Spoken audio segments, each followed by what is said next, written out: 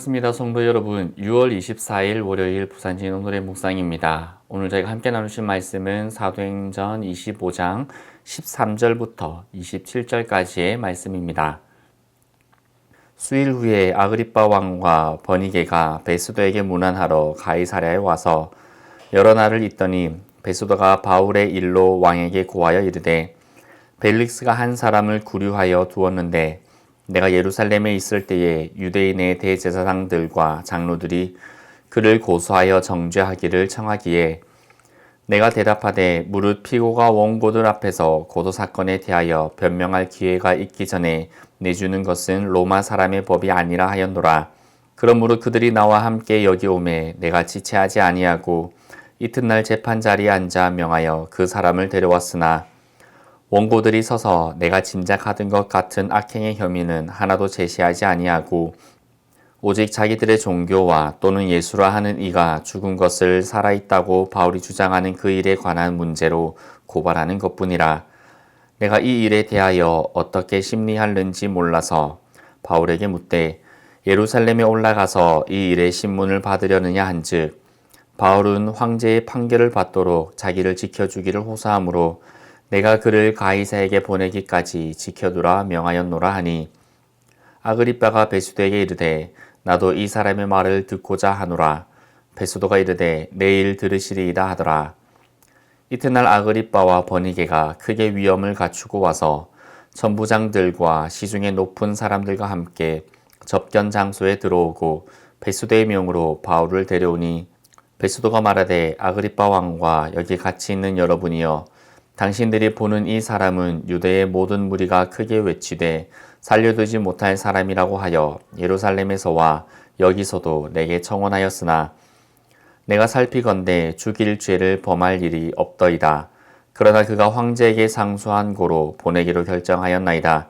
그에 대하여 황제께 확실한 사실을 아랠 것이 없으므로 신문한 후 상소할 자료가 있을까 하여 당신들 앞 특히 아그리빠 왕 당신 앞에 그를 세웠나이다. 그 제목도 밝히지 아니하고 제수를 보내는 것이 무리한 일인 줄 아나이다 하였더라. 아멘. 오늘 말씀은 바울이 알지 못하는 시간 속에서 일어난 이야기를 담고 있습니다. 아그리빠 왕과 누이 버니게가 베스도를 문안합니다. 베스도는 아그리빠에게 현재 유대인들의 최대 관심사인 바울의 사건을 꺼냅니다. 고발과 재판, 그 과정에서 자신의 판단 등 전반적인 정황을 이야기합니다. 그의 견해로 바울에게는 혐의가 없다고 판단하였습니다. 그래서 바울을 풀어줄 수 있지만 바울은 풀려나는 것이 아니라 황제의 판결을 원해서 상소를 합니다. 이로 인해 베스도는 황제에게 그를 송환하기 전에 그것이 타당한 것인가 고심하고 있음을 또한 함께 얘기합니다. 이 얘기를 들은 아그리빠는 호기심을 보이게 되고 바울의 이야기를 듣기를 원합니다. 드디어 바울은 로마의 왕족들에게 예수 그리스도의 복음을 전할 기회를 맞이하게 되는 것입니다. 앞서 유대 종교 지도자들은 두 번의 가이사랴 재판에서 그들이 원하는 결과를 이끌어내지 못했습니다. 바울을 처형하고 싶었으나 하나님께서 막으셨던 것입니다. 그리고 재판 마지막에 바울이 로마 시민권자의 권한으로 가이사에게 상소하게 되어 더 이상의 재판도 열리지 않게 되었습니다. 바울은 계속 구금 상태로 로마로 송환될 때까지 기다려야 했던 것입니다. 이러한 배경 가운데 하나님께서는 바울을 통해서 복음이 계속 전해지고 확장되게 하셨습니다. 하나님께서는 아그리빠 왕의 방문을 계기로 총독과 고관들 앞에서 복음을 전할 수 있는 기회를 허락하셨습니다. 23절에서 아그리빠와 버니게가 크게 위엄을 갖추고 왔다는 말을 통해 알 수 있듯이 이 자리는 비공식적이고 은밀한 자리가 아니라 공개적이고 권위 있는 자리였습니다.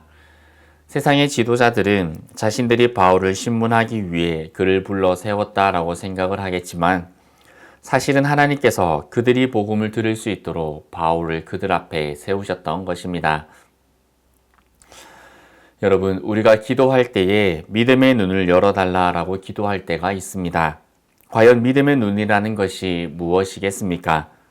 믿음의 눈은 에스더를 읽으면서 하나님의 역사와 섭리를 발견하는 것이고 바울의 이야기를 바라보면서 하나님의 일하심을 깨닫게 되는 것이고, 오늘 나의 삶을 살아가면서 역사하시는 하나님의 섭리를 바라보고 깨닫고 고백하게 되는 것이 바로 믿음의 눈입니다. 하나님을 믿는 사람도 병에 걸리고 하나님을 믿지 않는 사람도 병에 걸립니다. 하나님께 기도하는 사람도 병이 낫고 하나님께 기도하지 않는 사람도 병이 낫습니다. 하나님을 믿는 사람도 문제가 생기고 하나님을 믿지 않는 사람도 문제가 생기며 하나님께 기도하는 사람도 문제가 해결되고 하나님께 기도하지 않는 사람도 문제가 해결됩니다. 믿음의 눈이란 이와 같은 세상 가운데에서 하나님을 고백하는 것입니다. 승승장구의 시간일 때도 그 때를 이루시는 분이 하나님이심을 알고 고개를 숙여 겸손하며 사면초가의 시간일 때도 그때를 주관하시는 분이 하나님이심을 알아 고개를 들어 하나님을 바라보는 것, 그것이 바로 믿음의 눈으로 살아가는 성도의 삶입니다. 그것이 바로 믿음의 눈이 열린 우리의 삶인 것입니다. 바울은 믿음의 눈이 열린 사람이었습니다. 그리고 자신의 삶에서 하나님의 일하심을 바라보았습니다. 그래서 두려워하지 않고 로마로까지 이어지는 자신의 마지막 여정을 담대히 살아갈 수 있었던 것입니다. 오늘 우리도 바울처럼 믿음의 눈이 열려 나의 삶에서 하나님의 일하심을 바라보고 두려움 없이 나에게 주어진 믿음의 여정을 살아가기를 소망합니다. 함께 기도드리겠습니다. 하나님 아버지, 주님께서 오시는 그때까지 우리는 하나님께 부름받은 자로서 우리의 여정을 살아가야 함을 압니다. 그러할 때에 우리를 고아와 같이 내버려 두지 아니하시고 눈동자같이 지키시며 머리털까지 세신 바 되시는 하나님의 섬세함이 우리의 삶을 인도하시고 이끌어 가시며 보호하시며 모든 것들을 주관해 나가시는 줄 압니다. 우리가 그러한 것들을 바라볼 수 있는 믿음의 눈이 열리는 저희들 되게 하여 주옵소서. 이 세상을 살아갈 때에 하나님을 믿지 않는 세상 사람들과 똑같은 시간들을 살아가게 되고 똑같은 상황들을 맞이하게 되고 똑같은 해결됨의 시간들을 맞이하게 되겠지만 그 모든 것들이 단순히 이 때가 지나갈 것이다 라는 말처럼 세상의 말로 넘어가지 않도록 해주시고 그 모든 상황 가운데 운행하시는 하나님을 바라볼 수 있는 그리고 그 하나님을 고백할 수 있는 저희들 되게 하여 주옵소서. 예수 그리스도 이름으로 기도드리옵나이다. 아멘.